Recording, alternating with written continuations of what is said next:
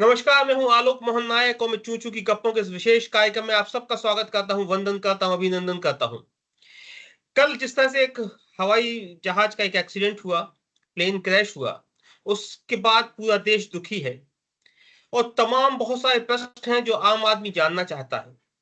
यह बात हम मानते हैं कि इतने सालों के बाद भी हवाई जहाज को लेकर, एरोप्लेन को लेकर हर आदमी के दिमाग में एक कौतुक रहता है, एक क्यूरियोसिटी रहती है। आप जा रहे हो, आसमान में एक आवाज आए तो आज भी आप सिर ऊपर उठा करके देखते हैं कि क्या जा रहा है। जबकि कितनी ही महंगी कार बाजू से निकल जाए या रेल निकल जाए, आप पलट कर नहीं देखते। तो हवाई जहाज एक आकर्षण का, कौतुक का, क्यूरियोसिटी का विषय रहा है।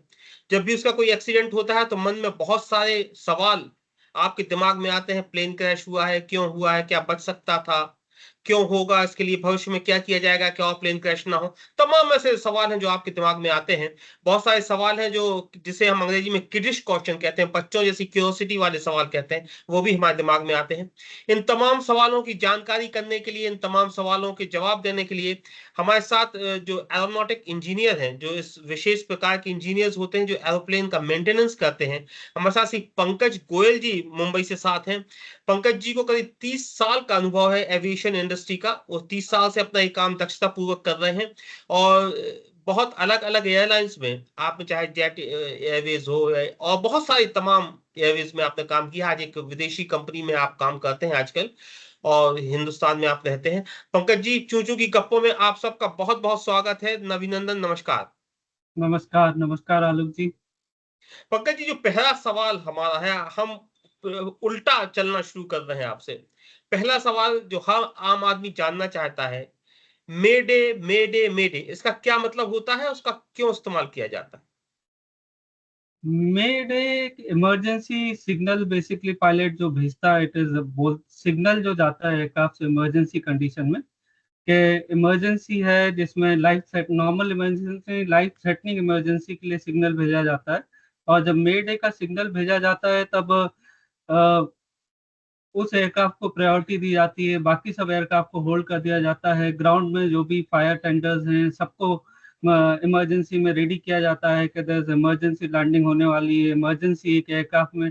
बाकी सब एयरक्राफ्ट को रोक के मेड डे के सिग्नल पे इमरजेंसी केस में, लाइफ थ्रेटनिंग केस में ये सिग्नल 1929 और से चालू हुआ है। उसका बहुत इंटरनेशनली यूज किया जाता है, जिससे अलग अलग लैंग्वेज में लोगों को प्रॉब्लम नहीं हो, समझाने प्रॉब्लम नहीं हो।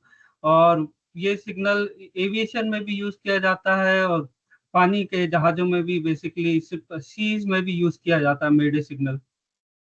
पंकज जी, मैं ये बात जानता हूँ, हम सब लोग ये बात समझ रहे हैं, कल से टेलीविजन पे देख रहे हैं कि आपसे कोई भी बात पूछना प्लेन क्रैश को लेके बहुत जल्दबाजी होगी कि क्यों हुआ, कैसे हुआ। क्योंकि जब तक आपका जो ब्लैक बॉक्स है जो अभी बरामद हो गया है, वो सारे राज खोलेगा कि क्यों प्लेन क्रैश हुआ। तो आपके लिए भी बहुत मुश्किल होगा इन सवालों का जवाब देना। तो मोटे-मोटे रूप से हम आपसे जानना चाहते हैं कि प्लेन क्रैश किन वजहों से होता है? Plane crash, mainly plane crash के लिए चार पांच चीजें हो सकती हैं, जो इस केस में एक एक अपन बाद में देख सकते हैं। नॉर्मली वेदर के कारण होता है, मतलब वेदर के कारण एक कारण हो सकता है। कैसा दूसरा, वेदर के कारण माने? थोड़ा-सा बताइए ना। वेदर के कारण मतलब अगर आपका विजिबिलिटी बहुत लो है, अच्छा। पानी बहुत ज्यादा गिर रहा है, एयरक्राफ्ट लैंडिंग में क्लियर विजिबिलिटी कम है और पानी बहुत ज्यादा गिर रहा है, आपको क्लियर नहीं है, तो कभी आपका मौसम खराब होने के कारण आपको एयरक्राफ्ट लैंडिंग में प्रॉब्लम होती है। हमारे देश में बहुत पहले मैंगलोर में ऐसा हुआ था, जब मैंगलोर का छोटे रनवे में वेदर खराब था। इंडियन एयर इंडिया का एयरक्राफ्ट को रनवे के बिल्कुल आखिरी में जाके रुका, पहाड़ के आखिरी में जाके रुका था, खराब जी। मौसम के कारण। तो एक वो हो सकता है। दूसरा कारण होते हैं पायलट एरर होता है। तीसरा कारण होता है टेक्निकली मेंटेनेंस एरर। चौथा कारण होता है कभी डैमेज टू द एयरक्राफ्ट के पायलट भी ठीक है, डैमेज टू बर्ड हिट के कारण कभी भी कोई भी पक्षी टेक ऑफ करने के बाद सडनली पक्षी इंजन में, एयरक्राफ्ट की क्रिटिकल एरिया में डैमेज कर देते हैं एयरक्राफ्ट को, तो वो उसमें डैमेज के कारण होता है। And very rare fuel contamination, जैसे इस केस में भी दोनों, जो बोला जा रहा है कि दोनों इंजन काम करना बंद कर दिए थे, जिससे एयरक्राफ्ट टेक ऑफ करने के बाद नीचे आने लगा था। तो फ्यूल कंटामिनेशन भी है, पर हर एक केस में मतलब अभी बोलना कि क्या हो सकता है जिसके कारण इंजन काम करना बंद किए थे, डिफिकल्ट है इस स्टेज में, क्योंकि वो पूरा डेटा जैसे आपने बताया कि ब्लैक बॉक्स के थ्रू मालूम पड़ेगा कि क्या हुआ था। तो टेक्निकली तो error, there are technical error, there could be pilot error, there could be bird hit, there could be fuel contamination, different different reasons. इस स्टेज पे गैस ही कर सकते हैं कि क्या हुआ होगा। पर वेदर क्लियर था, तो वेदर तो 6,000 विजिबिलिटी थी। जैसे कभी दिल्ली में या कहीं पे फॉग बहुत रहता है तो दिखता नहीं है, तो वो तो वेदर बहुत क्लियर था, तो वेदर का तो कोई प्रॉब्लम था ही नहीं। बर्ड हिट भी नहीं हुआ, जैसे देख के वीडियोस में देख रहे हैं कि कोई बर्ड हिट नहीं हुआ है, रनवे में कुछ मिला नहीं है कि नहीं, तो रनवे में कुछ डैमेज मिलता है, बर्ड हिट होता है, कुछ होता है, तो बर्ड हिट भी नहीं दिख रहा था कि बर्ड हिट हुआ होगा। अब और आगे क्या कारण हो सकते हैं टेक्निकली, या pilot maintenance error, pilot error, या फ्यूल रिलेटेड एनी इश्यूज, वो जांच का विषय रहेगा। अगर आप कुछ इसको जीरो इन करना चाहें तो क्या क्या हो सकता है? जैसे आपने कुछ चीजें पर साफ मना कर दिया कि वेदर ठीक था, पक्षी से टकराने से नहीं हुआ, तो क्या क्या आप हो सकता है, यानी अपनी अगर इस पर्टिकुलर केस की बात करें तो क्या क्या हो सकता है? क्या क्या हो सकता है, एक तो वही वही मेंटेनेंस। देखो, कोई भी इंसिडेंट और एक्सीडेंट क्रैश एक मिस्टेक से नहीं होता है, कभी भी नहीं, एक मिस्टेक से नहीं होता है। There are series of mistakes होती हैं, सीरीज ऑफ इवेंट्स होते हैं जिसके कारण finally it leads to a crash. तो एक सिंगल मिस्टेक से नहीं होता है। तो पायलट, अभी किसी को भी बोलना है कि नहीं पायलट वॉज ने अपना कैलकुलेशन प्रॉपर नहीं किया, क्योंकि टेक ऑफ के टाइम पे एयरक्राफ्ट में टेक ऑफ के पहले पूरा चेकलिस्ट लेता है जिसको फॉलो करना होता है। उसके हिसाब से आपका एयरक्राफ्ट का वेट का पूरा, एयरक्राफ्ट में सेंटर ऑफ ग्रेविटी होता है, टेक ऑफ के टाइम पे वो देखना होता है कि सेंटर ऑफ ग्रेविटी प्रॉपर रहे, तो उसके हिसाब से उसमें एयरक्राफ्ट का कार्गो फ्यूल उसी हिसाब से लोड किया जाता है। तो अगर एक्सेस वेट हो जाए बहुत एयरक्राफ्ट में, जितना उसका अलाउबल वेट है उससे ज़्यादा वेट किया जाए तो वो टेक ऑफ नहीं कर पाएगा। एंड उसमें भी ये भी एक कारण होता है जो आजकल नए एयरक्राफ्ट में नहीं होता, पर पहले देयर हैव बीन एक एक्सीडेंट हुआ था जिसमें औरंगाबाद में एयरक्राफ्ट टेक ऑफ करने के बाद हाइट नहीं ले पाया था, बहुत हो गया होगा, मतलब उसमें समवेयर 1993। तो देयर कुड बी, तो अब इसमें जांच का विषय है, पर अभी इमीडिएटली बोलना कठिन है। पर it could be pilot error, it could be technical, it could be damage तो नहीं है। फ्यूल कंटामिनेशन तो वो सब, क्योंकि फ्यूल इज वेरी इंपॉर्टेंट। वो सब तेल कम हमारे यहाँ जो भी हैं सब सप्लाई करती हैं एयरक्राफ्ट को फ्यूल, एंड फ्यूल से ही इंजन चलते हैं। अगर फ्यूल में पानी की क्वांटिटी ज़्यादा होती है किसी कारण से, तो फ्यूल बर्न, मतलब engine can shut down because of high water contamination. Pankaj ji, plane में दो इंजन होते हैं, तो अगर एक्सीडेंट हुआ है तो दोनों शट हुए होंगे?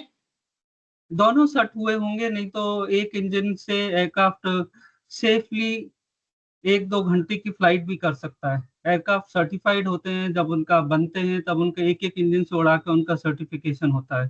तो एक इंजन की खराबी से कभी वो नहीं होता है। एयरक्राफ्ट सेफली एक इंजन से 1-2 घंटे की फ्लाइट भी कर सकते हैं। पंकज जी, इस तरह का एक्सीडेंट कम होता है क्या कि दोनों इंजन एक साथ शट हो जाए? आ, बहुत रेयर है, पर अपने रिसेंटली अगर रिमेम्बर, हमें याद है तो न्यूयॉर्क में वो पानी में होस्टन रिवर में एयरक्राफ्ट उतरा था, 737 उतरा था, उसमें दोनों इंजन में बर्ड हिट हुआ था। After take off New York airport में दोनों इंजन में बर्ड हिट हुआ था, एंड दोनों engine because of bird hit shut down हुए थे। तो टर्न अराउंड करके वापस एयरपोर्ट ला रहा था, तो नहीं पहुंच पाया एयरपोर्ट, तो न्यूयॉर्क में उतारा था, नदी में उतारा था उसको। पंकज जी, ये बात जो बार बार जैसे ही एक्सीडेंट हुआ उसके बाद से बात शुरू हो गई कहना कि ब्लैक बॉक्स मिलेगा, ब्लैक बॉक्स मिलेगा, उससे चीजें होंगी, तो पहले आप हमारे दर्शकों को बता दें ब्लैक बॉक्स होता क्या है, क्योंकि बहुत से ऐसे लोग हैं हमारे दर्शक जिन्होंने हवाई जहाज देखा भी नहीं है, तो उनको ब्लैक बॉक्स समझना तो मुश्किल होगा। तो ब्लैक बॉक्स होता क्या है? ब्लैक बॉक्स कॉमन लैंग्वेज है, वो जो बोलते हैं ब्लैक बॉक्स। टेक्निकल लैंग्वेज में वो ब्लैक बॉक्स का कलर भी काला नहीं होता है, ऑरेंज कलर का होता है। It is a instrument, basically instruments होते हैं जो, जिनको हम लोग टेक्निकली सीवीआर और बीएफडीआर बोलते हैं। सीवीआर कॉकपिट वॉइस रिकॉर्डर होता है, जो कॉकपिट में जो भी वॉइस जा रही है, पायलट एटीसी से बात कर रहे हैं, आपस में बात कर रहे हैं, जो भी कर रहे हैं वो पूरा रिकॉर्ड करता रहता है। पूरा जितना भी कम्युनिकेशन होता है, लास्ट 1 घंटे का कम्युनिकेशन की रिकॉर्डिंग पूरी मिल जाती है, जिससे मालूम पड़ता है कि क्या हुआ होगा। और फ्लाइट डेटा रिकॉर्डर दूसरा होता है जिसमें पूरा डेटा रिकॉर्ड होता रहता है। पूरा लास्ट 2 घंटे 4 घंटे का डेटा और रिकॉर्ड होकर ओवरराइट होता रहता है। उसमें एक टाइम लिमिट डिसाइडेड रहती है कि कितने घंटे का, उसके बाद ओवरराइट होता है। तो उसमें फ्लाइट डेटा रिकॉर्डर से आपको इंजन इंजन में कितना पावर था, इंजन का टेम्परेचर क्या था, फ्यूल फ्लो क्या था, एयरक्राफ्ट में इलेक्ट्रिकल सिस्टम का क्या सप्लाई थी, सब सिस्टम्स के पूरे पैरामीटर्स का रिकॉर्डिंग आपको मिल जाएगा, जिससे आपको मालूम पड़ेगा कि क्या हुआ था लास्ट मोमेंट में, क्या सिस्टम खराब हुआ था। क्योंकि एयरक्राफ्ट में बहुत सारे सिस्टम होते हैं, इलेक्ट्रिकल होते हैं, न्यूमेटिक होते हैं, एयर कंडीशनिंग होते हैं, प्रेशराइजेशन होते हैं। मैं बोलता चला जाऊंगा, चला जाएगा। अच्छा पंकज जी, एक बात बताइए, जो हमारी पहली इंक्वायरी दिमाग में बात आती है कि जब पूरा प्लेन राख हो जाता है, लोग राख हो जाते हैं, सब कुछ खत्म हो जाता है, ऐसे समय में भी ब्लैक बॉक्स को डैमेज नहीं होता, ऐसा क्या हो? ब्लैक बॉक्स को उसी तरफ से डिजाइन किया गया है कि उसको वो कितने इतने सीजी तक, इतने जी तक लोड ले सके। और अगर समुद्र में कभी होता है तो उसमें अलग से ट्रांसमीटर होता है जो ट्रांसमिट करता था सिग्नल, जिससे आपको ढूंढ सके। उसको उसको क्रैश प्रूफ बनाया जाता है। जिस इन्वेस्टिगेशन में हेल्प करने के लिए उसी हिसाब से क्रैश प्रूफ बनाया जाता है कि सब कुछ हो जाए, पर ब्लैक बॉक्स को, मतलब इन इंस्ट्रूमेंट्स को कुछ नहीं होना चाहिए। पंकज जी, जो प्लेन अपन लेते हैं लीज पर या जो प्लेन चलते हैं, क्या इनकी कोई एक एज, एक कोई उम्र भी होती है, और इन्हें पुराना कब माना जाता है? क्या भाई पुराना हो गया, अब इसको अलग कर दिया जाए? बोइंग या एयरबस अपनी तरफ से मतलब ऐसे कभी नहीं बोलते हैं कि ये पुराना है, पुराना हो गया, या उनकी लाइफ डिफाइन नहीं करते हैं। जैसे इस केस में 787 का बोल सकते हैं कि 30 इयर्स तो नॉर्मल है, 30 इयर्स तक फ्लाई करता है। पर एयरक्राफ्ट एयरलाइन की तरफ से जैसे जैसे प्लेन पुराना होता जाता है, उसकी मेंटेनेंस कॉस्ट बढ़ती जाती है, उसकी ऑपरेटिंग कॉस्ट, फ्यूल कंजम्पशन बढ़ता जाता है। पर प्लेन पुराना है क्योंकि प्लेन में एवरी इंटरवल पे आपका फिक्स्ड मेंटेनेंस रहता है कि एवरी फ्लाइट के पहले आपको ये करना है, रात को 10 घंटे की फ्लाइट के पहले आपको ये इंस्पेक्शन करना है, आपकी 3,000 घंटे हो गए तो आपको ये सब चेंज करना है। तो प्लेन में सब कुछ शेड्यूल मेंटेनेंस होता है, ब्रेकडाउन मेंटेनेंस करके कुछ नहीं होता है। तो जो भी लाइफ हो उसके बाद भी मेंटेनेंस, रेगुलर मेंटेनेंस होता रहता है, उसके कारण प्लेन उड़ता रहता है। यहाँ बहुत सारे हमारे देश में अगर हम पुराने एयरक्राफ्ट को हटा भी देते हैं तो वो दूसरे अफ्रीका में जाके वो पैसेंजर प्लेन, ऐसे पैसेंजर प्लेन उड़ते हैं, या बहुत सारे प्लेन्स को पैसेंजर से हटा के कार्गो में कन्वर्ट कर देते हैं।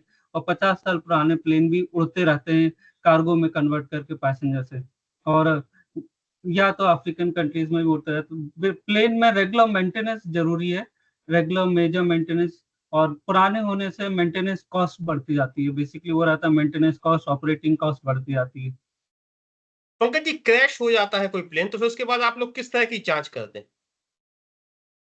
क्रैश होने के बाद तो बेसिकली वही रहता है कि क्रैश होने के बाद एक गवर्नमेंट ऑफ इंडिया एजेंसी रहती है, एयरक्राफ्ट एक्सीडेंट इन्वेस्टिगेशन ब्यूरो बना है, which is the aircraft accident investigation bureau बोलते हैं। पहले डीजीसीए करता था, डायरेक्टर ऑफ सिविल एविएशन करता था। अभी एक इंडिपेंडेंट बॉडी है एयरक्राफ्ट एक्सीडेंट इन्वेस्टिगेशन ब्यूरो, जो मिनिस्ट्री ऑफ सिविल एविएशन के अंडर है। वो एक्शन में आती है, पूरा प्रोटोकॉल डिसाइडेड है, वो पूरा एजेंसी से कोऑर्डिनेट करेगी। एंड सब एक एक पार्ट्स को अलग रखा जाएगा, उनको उनको जोड़ के देखा जाएगा कि क्या हो सकता है, पॉसिबल क्या कॉसेस क्या हो सकते हैं।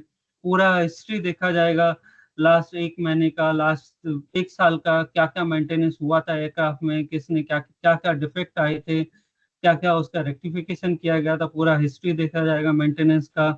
लास्ट फ्लाइट में कभी कोई डिफेक्ट्स आए थे, वो था कि पायलट्स का पूरा फ्लाइंग एक्सपीरियंस देखा जाएगा। एंड कभी बोइंग ने या किसी ने कभी कोई एडवाइजरी भेजा था कि इसमें ये प्रॉब्लम है, इंडस्ट्री इश्यू है जो बाकी एयरक्राफ्ट में हो रहा है, तो वो उस पे हम एयरलाइन ने क्या एक्शन लिया, उसका रेक्टिफिकेशन किया। तो इसलिए इन्वेस्टिगेशन में बहुत टाइम लगता है। इन्वेस्टिगेशन स्क्रैच से चालू होके पूरा, इनिशियली तो थोड़ा सा may be primary investigation report आएगा जिसमें पूरा क्लियरिटी नहीं रहेगी, पर फाइनल इन्वेस्टिगेशन रिपोर्ट में मेन रीजन टू आइडेंटिफाई उनका ये नहीं, ब्लेम करना नहीं है, पर कैसे हुआ और क्यों हुआ और उसको कैसे प्रिवेंट करें, वो रहता है। पंकज जी, आप ऐसे व्यक्ति हैं जिसने देशी, नेशनल, इंटरनेशनल, विदेशी तमाम तरह की कंपनीज में काम किया है, तो इनके जो सेफ्टी स्टैंडर्ड्स है वो पूरी दुनिया में एक जैसे रहते हैं, अलग अलग देशों में अलग अलग रहते हैं? सेफ्टी स्टैंडर्ड्स, क्योंकि एयरक्राफ्ट वो सेम ही होते हैं तो सेफ्टी स्टैंडर्ड्स सेम होते हैं, सेफ मेंटेनेंस रिक्वायरमेंट सेम होती है, पर अलग अलग देश का basically international civil aviation organisation है, अकाउ बोलते हैं, जो हर देश का वहाँ की रेगुलेटरी अथॉरिटी का ऑडिट करता है, उनको स्कोर देता है, उनको स्कोर कार्ड देता है, उनकी फाइंडिंग निकालता है, अगर कुछ फाइंडिंग है, अगर सेफ्टी नहीं फॉलो हो रही है तो उनको फाइंडिंग देता है, उनकी रैंकिंग कम करता है। हर एक कंट्री की अपने आप में रैंकिंग, सेफ्टी अकाउ के हिसाब से इंटरनेशनल रैंकिंग, या यूएन में भी एक एविएशन विंग है जो कंट्री को एविएशन सेफ्टी के हिसाब से रैंकिंग देता है।